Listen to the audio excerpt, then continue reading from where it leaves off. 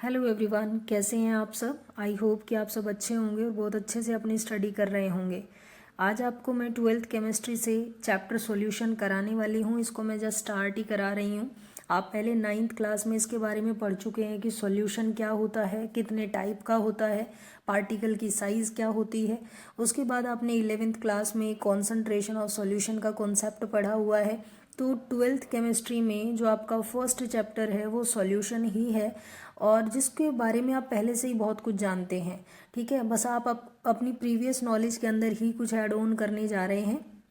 तो समझेंगे इस चैप्टर को।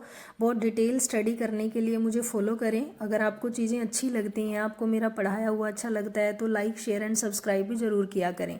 ओके, तो चलिए देखते हैं चैप्टर को। पहले हम इंट्रोडक्शन की बात करेंगे। आप ही बताइए कि सॉल्यूशन किसको कहते हैं, किस चीज़ को आप सॉल्यूशन समझते हैं, क्या डेफिनेशन होनी चाहिए सॉल्यूशन की। तो नो डाउट आप सबको मालूम है कि एक छोटा सा एग्जाम्पल लेते हैं कि जब हम शुगर को डिज़ोल्व करते हैं वाटर में, ठीक है, या फिर जब हम सोल्ट को डिज़ोल्व करते हैं वाटर में, तो हमारे पास जो सॉल्यूशन बन के आता है वो एक होमोजीनियस मिक्सचर होता है। होमोजीनियस मिक्सचर कैसे होता है? क्योंकि यूनिफॉर्म कंपोजिशन हो जाती है। जब सोल्ट या शुगर प्रॉपर्ली मिक्स हो जाता है वाटर के अंदर तो कंपोजिशन कैसी हो जाती है? यूनिफॉर्म कंपोजिशन हो जाती है। तो जिसको आप क्या बोलते हो? होमोजीनियस मिक्सचर बोलते हो। तो सॉल्यूशन क्या है? ये होमोजीनियस मिक्सचर है। टू और मोर केमिकली नॉन रिएक्टिंग सब्सटेंसेस, मतलब ऐसी चीज़ों का मिक्सचर है जो केमिकली एक दूसरे के साथ रिएक्ट नहीं करती। जैसे अगर मैं बात करूँ शुगर की वाटर के साथ, तो आप सबको मालूम है कि ये जो मिक्सचर है ना, ये फिजिकल मिक्सचर होता है। यहाँ पे फिजिकल चेंज होता है। फिजिकल चेंजेस इसके अंदर पाए जाते हैं क्योंकि यहाँ पे कोई नई प्रोडक्ट की फॉर्मेशन होती ही नहीं। तो कोई केमिकल चेंज यहाँ पे नहीं हुआ है, कोई केमिकल रिएक्शन इनके बीच में नहीं हुई है। तो इसीलिए इनको क्या बोला जा रहा है? नॉन रिएक्टिंग बोला जा रहा है। ठीक है, whose composition can be varied within certain limit. उनकी कंपोजिशन थोड़ी बहुत वेरी कर सकती है। तो सिंपल डेफिनेशन में आपने बोला कि होमोजीनियस मिक्सचर है और नॉन रिएक्टिंग सब्सटेंसेस का ये क्या होता है? मिक्सचर होता है। समझ आई बात। अगर हम इसके पार्टिकल की साइज की बात करें तो इनका जो पार्टिकल होता है वो 1 नैनोमीटर तक होता है। मतलब लेस देन 1 नैनोमीटर आप कह सकते हैं कि 1 नैनोमीटर से साइज क्या रहेगा इनका? कम ही रहेगा या अप टू 1 नैनोमीटर रहेगा। और 1 नैनोमीटर किसके इक्वल होता है? 10⁻⁹ मीटर के इक्वल होता है। तो वही चीज़ इन्होंने यहाँ पे मैंशन की हुई है। ठीक है, आगे देखिए अभी क्या कह रहा है कि जो सॉल्यूशन आपने बनाया है उसके जो कॉन्स्टिट्यूएंट होंगे उनको आप फिजिकल मेथड से सेपरेट नहीं कर सकते हैं।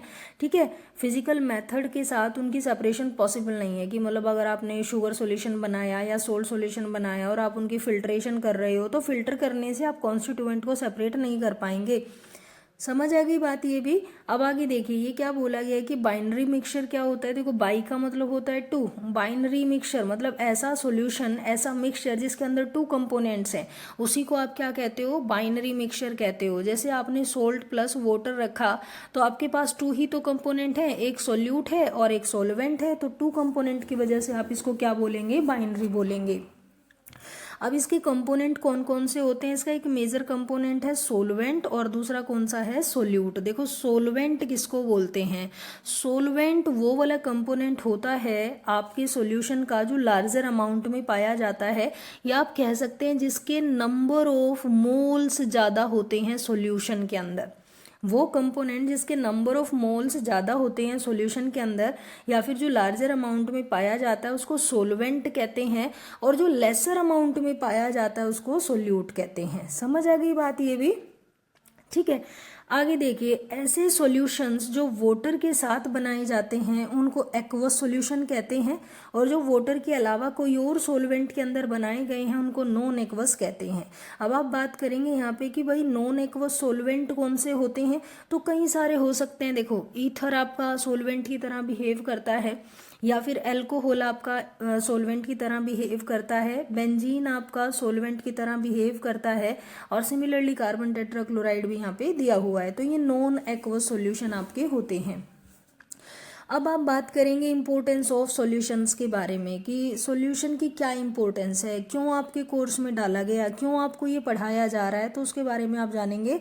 तो यहाँ पे बताया गया है कि जो पर्टिकुलर सॉल्यूशन का जो यूज़ है ना एवरीडे लाइफ में, वो किस पे डिपेंड करता है, वो डिपेंड करता है उसकी कंपोजिशन के ऊपर। ठीक है, कि किस कंपोजिशन में आपने वो सॉल्यूशन बनाया हुआ है।